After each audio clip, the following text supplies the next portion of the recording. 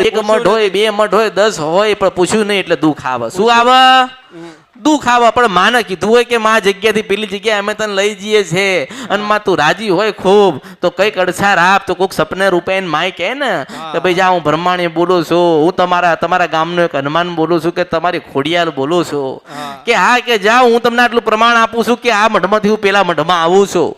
જયારે બેહાડ્યા વડીલ હોય તારા વચન ઉપર બેહાડેલા હોય કે માં અમે હોય કે ના હોય તો આ મઠ મંદિર છોડીને જતી નહીં. આજે આટલા નાની નાની ડેરીઓમાં માતાજીઓ બેઠ્યા છો, મેરડી છો. માં વચનની બાંધેલી પૃથ્વી છે, વચનની બાંધેલી તમારી મેલડીને ખોડિયાલ અને તમારી બ્રહ્માણી હશે.